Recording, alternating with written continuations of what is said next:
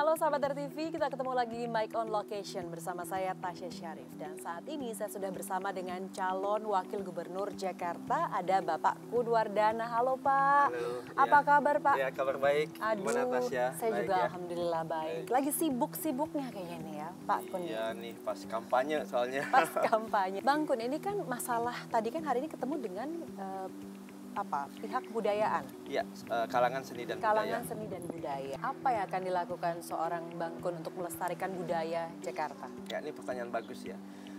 Yang pertama, pendidikan. Ya, karena sejak kecil kita harus menanamkan tingkat kesadaran untuk mencintai budaya bangsa sendiri, budaya lokal, khususnya di Jakarta, budaya Betawi ini. Dan pendidikan itu harus berjenjang ya, SD, SMP, SMA, itu harus ada pendidikan tadi berbasis budaya. Itu yang pertama. Yang kedua, aktivitas budaya juga perlu dikembangkan ya, perlu ditingkatkan. Bagaimana caranya? Mulai dari tingkat RW.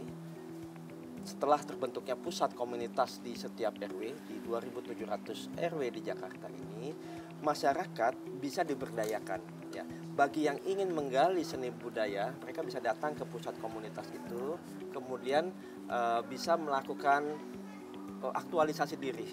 Ya, ada yang senang seni tari, seni musik, seni teater, ya macam-macam. Ya, semuanya yang bisa berbasis budaya lokal, budaya Betawi ini. Nah, itu kita akan kembangkan. Nah, ini berjenjang terus nih dari lokal RW, kemudian kelurahan, kecamatan, kemudian wilayah, ya kemudian di kota Jakarta. Nah, ini kan Jakarta juga sudah berusia hampir 80 tahun. Sebenarnya apa sih sebenarnya masalah utama yang menurut Bang Kun ini selalu menjadi momok untuk Jakarta? Masalah utamanya apa? Ya, memang masalah utama saya sebutnya CLBK, cinta lama berulang kembali ya. Masalah lama berulang kembali gitu ya.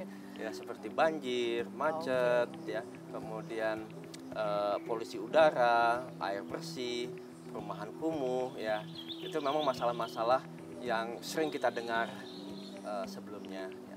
Dan kita ingin melakukan berbagai inovasi, ya inovasi untuk mengantisipasi masalah-masalah tadi. Ya.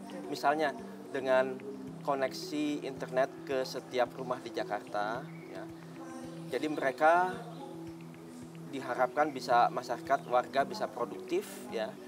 Nanti para ibu-ibu yang mau berusaha ya, kita berikan akses permodalan ya. Kita berikan akses pasar ya. Jadi kehadiran dia di online itu kita akan bina ya, kita akan fasilitasi dan kemudian nanti setelah itu dia bisa berusaha cukup dari rumah. Kalau banjirop ya kita sangat mendukung program Giant Sea Wall. Ya. Nah, cuma yang menjadi permasalahan ya kita sering lupa terhadap mitigasinya. Mitigasi ini sangat penting ya. Jadi mitigasi ini untuk mencegah adanya resiko yang bisa berdampak bagi para warga. Khususnya yang berdampak ini kan warga Cilincing, Tanjung Priuk, Penjaringan, ini kan yang ya daerah-daerah utara yang memang ini sangat berbahaya bila terjadi tadi air pasang ya, banjirop tadi yang bisa mengenangi kawasan mereka. Nah, kita nanti akan membuat yang namanya super apps ya.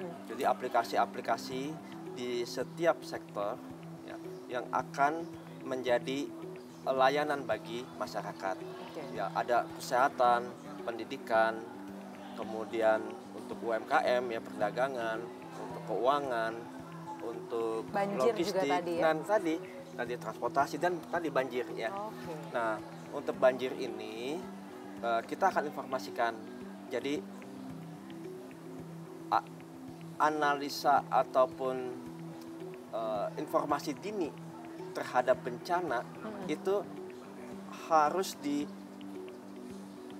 dikirim langsung, di blasting ke para warga Jakarta yang berimbas. Jadi sehingga dia akan tahu ya di mana kapan itu akan terjadi, ya. Kemudian bagaimana untuk mengevakuasi, ya, dan lain-lain hal, ya. Semuanya kan pertanyaannya, kalau nggak ada informasi itu tiba-tiba banjir itu datang, ini kan bisa berbahaya bagi keselamatan warga setempat. Berarti hanya preventif dong, Pak? Iya, kita akan lakukan preventif semaksimal mungkin, ya. Tadi mengurangi resiko terhadap warga Jakarta. Nah, kita akan berikan tadi secara proaktif, ya. Ya. Kalau untuk banjir yang bukan dari banjirop sendiri, banjir yang kiriman kah atau mungkin dari memang yang sedimen sungainya rendah lah, itu bagaimana? Ya, jadi kita akan teruskan program-program dari gubernur sebelumnya yang sudah baik, ya. Program normalisasi, naturalisasi dan lain-lain kita akan teruskan. Juga nanti kan banyak para warga Jakarta yang pindah ke IKN, ya.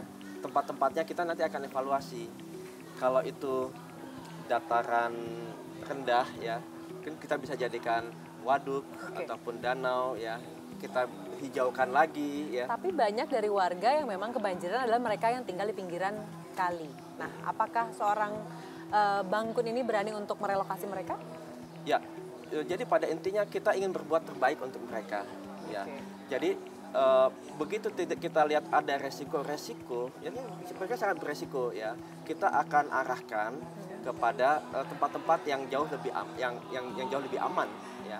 Tapi tentunya kita harus komunikasi dengan mereka, ya. Jadi intinya tuh komunikasi, ya. Kita kita bersama-sama, ya, kita ingin membangun, ya. Tentunya tadi asas-asas Pancasila itu kita akan tetapkan.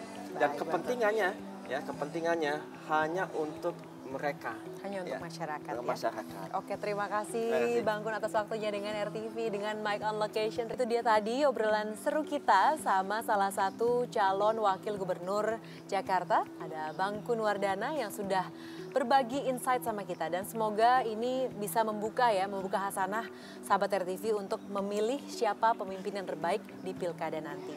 Akhir kata, saya Tasya Syarif, demikian Mike on Location. Dan sampai jumpa di Mike on Location selanjutnya. Sampai jumpa.